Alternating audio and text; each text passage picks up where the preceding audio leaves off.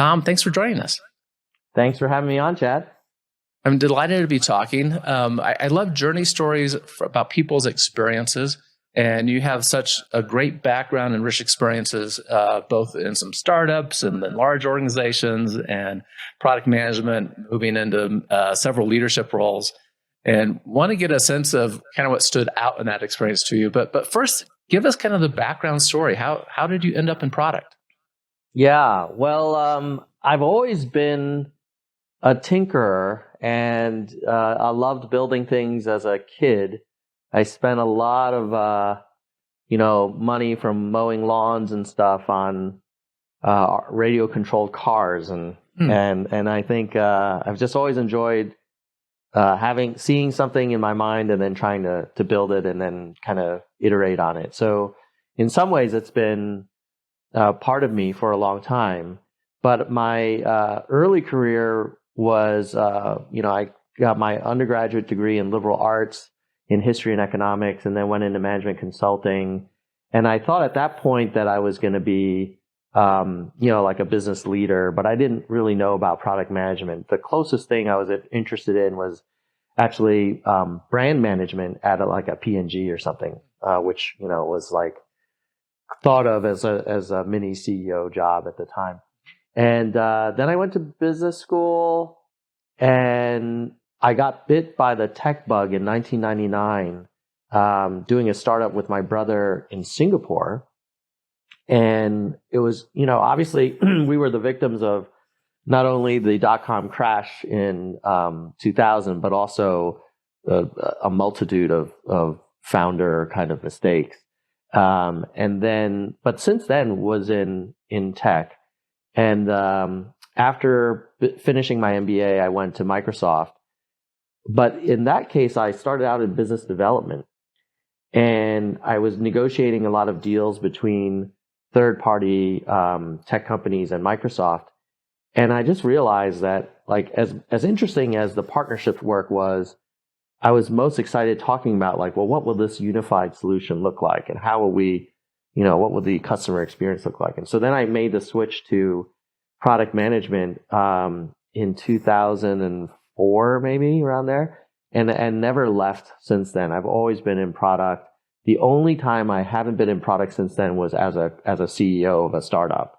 I've started a couple of businesses along the way. But the switch to product management, I think the main driver was if you want to kind of connect the dots and be as close to kind of running things as you can in matrix organizations, the PM role, is as close as that will get, for you. So maybe part of it is control or accountability or desire for a wide breadth of problems to solve.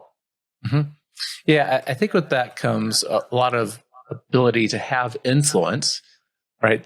You get to see the big picture, you get to kind of guide and direct and have some influence over that. The mini CEO role that people often associate with product management doesn't play out in reality for a lot of people. They just don't envision it the way when they hear that, right? It's like, oh, I can be the mini CEO. Because the reality is you have lots of responsibility, accountability, as you said, and no actual authority, right? And so it's using that influence. But I do like being in that position where we often do get to see the big picture much more than others in the organization. Yeah, I've noticed that actually in some of conversations I've had with other product leaders that I didn't realize this, but the mini CEO framing seems to have come out of favor. And I understand your point that you don't have the control that a CEO would, but I also feel like even the CEO doesn't have full control. Like, they have a board and they have employees that have other options. But I maybe the way I think about it is, let's say you're working on a product in a matrix org and you're interested in marketing and sales and PR and engineering and security and operations. Like, only very few other people in the team other than the PM have license to kind of get involved in all those things and have a real strong influence in those things and almost veto power.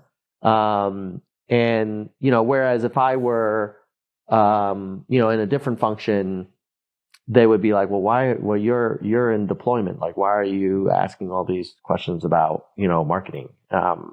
So maybe that PM role gives you this kind of like, visa to operate in other countries, in other functions, that others wouldn't. Yeah, I absolutely agree.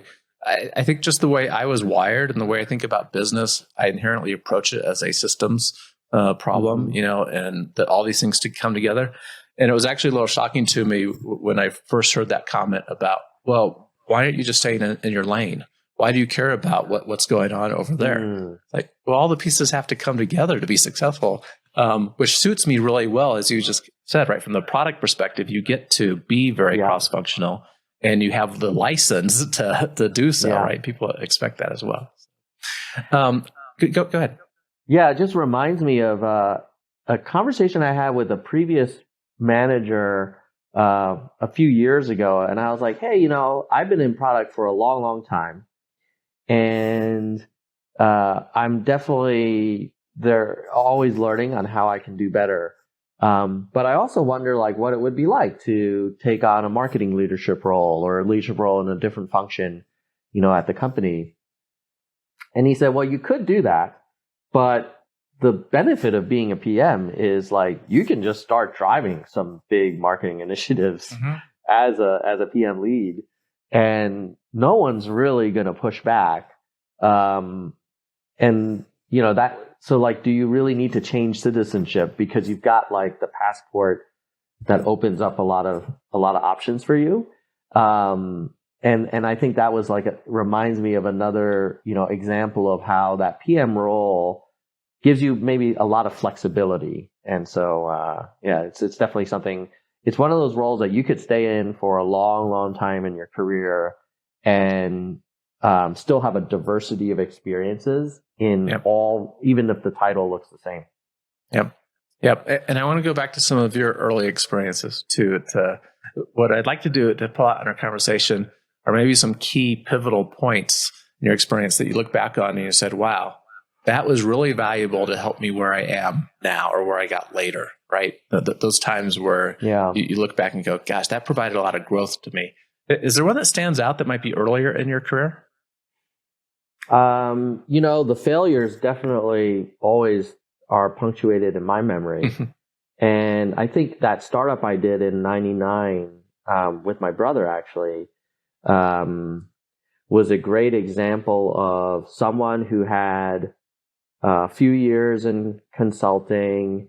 And at that time, I was enrolled at Harvard Business School and thought I was kind of, hot stuff. And you learn the hard way how hard businesses are to create. And one of the many reasons we failed was, ultimately, I don't think our product really solved the big enough problem for customers. It had identified a problem, but it wasn't really solving it sufficiently well. And I was actually just speaking to a group yesterday, and they were asking, like, what are some commonalities and things that you've learned as a PM in so many different areas? And I mentioned that, like, many of us constantly relearn that lesson because we get distracted or we get seduced by technology or we get seduced by the business opportunity or we get seduced by the desire to focus entirely on like internal execution or retaining talent or attracting talent. And for some reason, like we forget about the law of gravity, which is like you need to solve a problem that's a big problem for customers and you need to solve it 10 times better to really stand out. And, it's amazing. Like you look at the history of all failed businesses, like many of them forget that lesson. Right. This is not my quote at all, but I often share and remind people that in our role and to make business work as well. But in our role, we need to fall in love with the problem, not with our solution. Yeah. Right. And make sure we're focused on that. Totally. There were two things that you said that I want to tease out in that learning from that 1999 experience. And, part of this was the environment, right? We had the .com bubble, and that just made it impossible for almost all startups to move through, right? There were a few that survived that had good fit, but lots did not. Investment changed overnight. But you said it was a big enough of a problem, and you weren't sufficiently solving it for customers, like maybe not adding, the right value, doing that 10x you just said. Yeah. Can you talk about both of those? Because they're kind of two different aspects. They are. So, the idea was to provide a free streaming video service to consumers and then fund it with video ads that would be inserted into the middle of the videos. And I think the problem we were trying to solve was to provide consumers with a wider range of content choices so that they wouldn't be beholden to either the movie studios that, had whatever they were showing in the theaters or on DVD, or your cable TV channels, however many there were. And so now when we look at it, and I ironically later on worked at YouTube, I think that was a very real problem to solve. But the way we solved it was very transactional and maybe reflected that, my brother was an investment banker, so he was very deal focused. And so we ended up trying to just license video content from, independent filmmakers and or syndicated content, and then just aggregate it, and kind of like a financial transaction, like rolling up content and then providing it on a single portal. At the time they were called. And so, it was decent, but you had very poor bandwidth for most consumers at that time, dial up really. Right. And then the content was like not that great. And I still remember to this day, after we were getting going, some people were sending us content saying like, hey, I'm just like a film student. I want to put this up. Can I do it?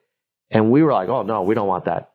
That's just user generated trash. Like, we want to license content from like big brands and whatever. And, now in hindsight, it's like, well, wait a minute. People were willing to give you free content, and it would have been very broad, and you wouldn't have to really bet on any of these suppliers to be a winner. You could just benefit from this ecosystem. Mm-hmm. But at that time, the general feeling was that user generated content wouldn't be brand appropriate, and big kind of advertisers would never want to spend money on ads, on showing ads next to content that wasn't really professionally developed. And so you live and you learn. What a great learning to later be at YouTube, as a product person. I know, right? Yeah. So crazy. Yeah. That's the Wikipedia story too, right? It's like, we're going to start with our own curated content that we closely edit. Finding out there's an opportunity to open that up, and it worked better. Totally. And learning through those failures is so very important. So that's a great example of something that, you were in a pivotal position as a co-founder of the startup, but lots of learning there. So that was a bit ago. Is there something that has come up more recently for you, as maybe you've been in that leadership role helping product managers? Actually, so I spent 4 years at YouTube, and I was very lucky to have an opportunity to lead a pretty broad effort there. We basically rebuilt the core creator experience and, the creator platform, both for internal teams and also for the creators themselves to use to manage their channels and everything. And it was a solid kind of chapter in my career. Mm-hmm. But one of the things that I learned as I did some reflection was to acknowledge that I was a high performer there, but I was not one of the top 3 or 4 PM directors at YouTube at the time. And I thought to myself, like, oh, what can I learn from that? So I actually reached out to peers as well as my manager and my skip level. And I said, hey, look, like, I had a great time at YouTube and I've landed in a really great place now, in Google research and working on AI and stuff. But I also know that I wasn't, on the fastest of the fast tracks. Like, I was getting great ratings, but I wasn't like getting superbs or anything like that. And why not? And it's great. People will give you great feedback if you ask for it. Mm-hmm. And in fact, my skip level said, "I'm so glad you're asking. So many people don't bother asking, right? And it would be useful for them to know." And so, like, I think it's great to have those conversations when you're no longer in the reporting chain, because then they can really, like, usually be as unvarnished as possible. And the theme I heard was, people love working with you, but you also could have done a better job of forcing us to have harder conversations and making harder choices earlier. That there's a sense that you're very agreeable and you try and get everyone together, but when a hard call is made and you look back, you probably could have made that call in a third of the time.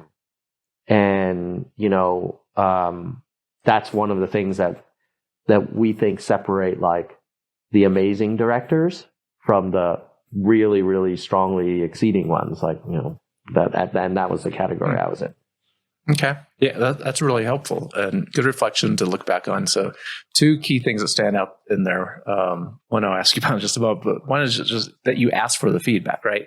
And asking for the advice. And I recently saw a video from Dan Pink who talked about, and he has some research he presented, but his thing was, we actually do better asking for advice than we do feedback, because I've asked for feedback often.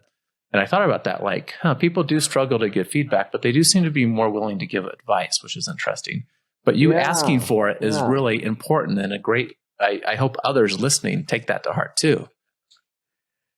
Yeah, maybe that's why it worked out well, because I remember I said, hey, look, I've been lucky to land in a good spot and I'm doing, like, really well. But I also want to make sure I apply lessons learned from YouTube to my new role. So what can I do? And maybe that gave them the door so that they didn't feel like they were just criticizing me, but they're just trying to help me be more successful going forward. Yeah. Yeah, that's excellent. And then the other aspect of that was having those hard conversations earlier. How did you think about that to help you get better, right? Because this isn't just, product people, we have the authority, we make the decision, we move everyone forward. There is collaboration that takes place too, right? We're trying to come up with the best idea. So how did you implement this feedback? It's a hard one to implement because, like, even if you want and are personally ready to make a hard call, most of us work in organizations where it's often consensus driven or at least cross-functional, and it's matrixed, and there's different points of view. And some of these hard decisions have impact on different people. And so I think the trick, and it's something I'm still trying to master myself, is like, okay, when there's a hard call, how can you socialize it effectively to make sure that the direction you're thinking of going, you're not the victim of your own blind spots. And then secondly, how do you bring people along to make that call? And then thirdly, how do you help that organization officially make it together and make it stick, and then do it in a way that's, as to minimize disruption. Because generally, if it's a hard call, there's got to be a reason for it. There's probably going to be parties that their interests are going to be impacted in a negative way, at least in the near term. And that's delicate. Like, you can't just go in and kick the door open and say, "Oh, this project should be killed," or that's a whole org that might have been working on something for a long time. On the other hand, like, if you go the other extreme, you don't want to be in a situation where 2 years later that project gets deprecated and everybody knows that it should have been deprecated before. And I've seen this happen in many different roles, even including at YouTube, where things we wound down. It often happens when there's a new manager that comes in, and it's like, well, what happened? Like, the facts on the ground didn't change because we hired this new manager. It's because they didn't have any skin in that game and were willing to just say, like, this project doesn't make sense anymore. Mm-hmm. And notice no one really pushed back hard, which means that, like, the org kind of like was ready for this, but nobody wanted to like have that hard conversation.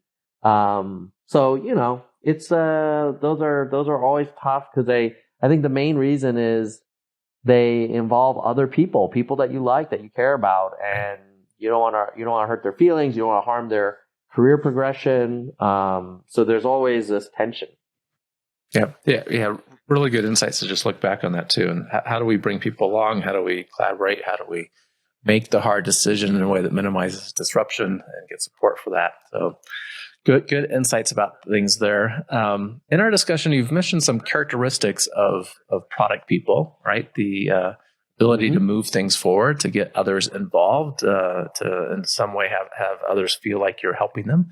I'm curious how you thought about this, and as you are working with other product people as well, product managers, what kind of characteristics stand out that seem to be helpful for this? Let's see. I think the first one would be the ability to build trust across the team in that PM's judgment and motivation and ability to execute. So credibility and trust building is crucial. I think the second thing, and they're kind of related, is the ability to really clearly communicate and distill complex things down into really bite-sized and kind of useful frameworks and approaches to solving a problem. And I think the third is a little bit of that mini CEO mentality of like, yes, you've got to write the roadmap and the PRDs and come up with the OKRs, but you're also going to be the one that's turning over rocks constantly, trying to do everything you can to make this product successful.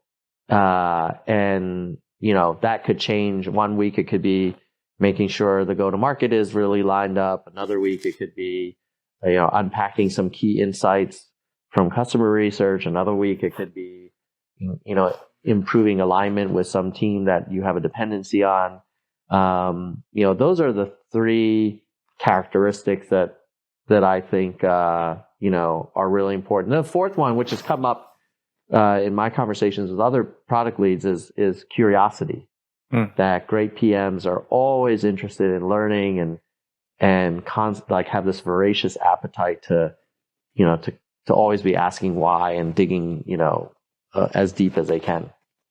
Yeah, it does serve us well to be that curious cat that continues on and tries to keep learning. Absolutely. I've heard that when you talk about the turning over the rocks, right, the third one you addressed, and always trying to get the right thing done at the right time. I've heard that someone else expressed that once as good product managers are paranoid. They're always worried about what they're missing, and they keep trying to turn over rocks to figure that out. And when I first heard that, I'm like, well, I don't want to be paranoid, but I kind of see where you're going. What do you think? I definitely took that approach for a lot of my career. And I think it is good to kind of constantly pressure test your plan and your assumptions, and always look for opportunities where there's like weak points in the weak links in the chain. However, I would say like lately in the last few years, I tried to take more of a mindset of abundance and a mindset of, you know, setting teams up for success. And it's not entirely different, but it is a different energy that comes with it. Like there's a difference between, hey, let's figure out everything that could go wrong with this product versus let's think of everything we can do to help this product get its maximum success. The actual things you do might be very similar, but it sort of like changes the energy, and so I think that kind of paranoid approach can be effective, but I think it's also very taxing, and it's not super inspiring either. It's always like, oh, well, how do we? I remember working in a previous company where the mentality was, hey, well, what I don't want to happen is this escalating to the CEO and us having to explain blah, blah, blah.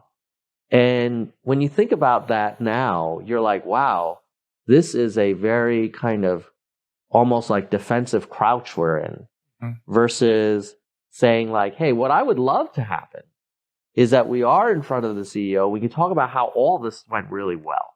How do we make that happen? You know? And the actions, again, are similar, but the kind of mindset is very different. Yeah. And as you said, it's a very different kind of energy. And that translates to the work environment. And most of us would say, which one would we rather be in? Showing up where we're paranoid, or showing up where we're excited about contributing to what this thing could be? Totally. Yeah. Yeah. Appreciate that. Okay. As listeners know, we love a good innovation quote around here. I asked you to bring one and share what that means to you, if you would. Yeah. So I don't know if someone else came up with this quote but I sent it to my kids a few years ago, and they said they still remember it. So I said, hey, you can't, in the poker game of life, you can't control the cards that you're dealt, but you can control how you play them. And I like that quote because you can, in any life situation, including when you're trying to innovate a product, there are a lot of things that are outside of your control. And it's easy to spend a lot of energy fretting about those things that you can't control. Well, this other competitor has more funding, or they have a head start, or we've really, in the past, we struggled here or there. It's like, well, that's great. You can't control any of that. It's either in the past or it's outside of your reach. You just can't influence that. So let's focus on what we can control. What can we do right now to help this product be successful? And let's put our energy there. So that is something that I think about often. Yeah, excellent. I like that quote, and I might share that one with my kids as well. Right? Make use of the situations that have been presented to you. So, yeah, if you get dealt a pair of sevens, like, don't spend time thinking about how you wish you had pocket aces. Like, you don't. So figure out, well, what do I need to look for these pocket sevens to be useful? As the cards get turned over on the flop. Yeah, very good. Okay, how you're involved in several things, right? Outside of just the work that you do there at Google. I would love to hear a little bit about your podcast, and that's another opportunity for product people to learn more. And you provide some coaching services. I'm sure you have some other resources available. Links that you share as you're talking about that, I'll make sure to show up in the show notes as well, so listeners can find them easily. Thanks, Chad. Well, number one is, in my day job at Google, we're always hiring great product managers. So, most hiring at Google is done centrally. So you can just go to the Google career site and apply for a role there. Or if you know a Google employee, ask them to refer you. And then if you, when you get to the point after you're through the hiring committee and you go to the team matching process, if you're interested in learning more about what I'm doing at Google Health, then just say you'd like to be considered for a role on the the Google Health team, or say whatever that guy Tom Leung is working on. So that'd be great. And then you're right. I have a very small kind of embryonic PM podcast called Fireside PM. And you can subscribe on the YouTube channel or find it wherever you listen to audio podcasts. And that's kind of like what Chad and I are doing here, except the roles are reversed. Chad, I may have to have you on my show. I would love to. I'm curious about the name. Tell us where Fireside came from. Oh, like at work, we often have these fireside chats where you have like a VP or something and an all hands, and it's kind of like a laid back conversation like you're doing now. And it's like, it's not a presentation. It's more like two folks just having conversation. So I really like that. And that's the reason why, I started with that name. And so they can subscribe to that podcast. And then I also do some career coaching and executive coaching, as a kind of side kind of passion project. And, they can learn about that at, tomleungcoaching.com. Excellent. And once again, listeners, I will put the links in the show notes. Fireside PM, easy to find on YouTube, or firesidepm.co, I think, right? .co? Correct. Yeah. Okay. Mm-hmm. Excellent. So good resources for us. Love helping the product management community have more resources from people that have good experience. And I appreciate you today sharing some of that experience with us, Tom. You bet. Thanks for having me, Chad.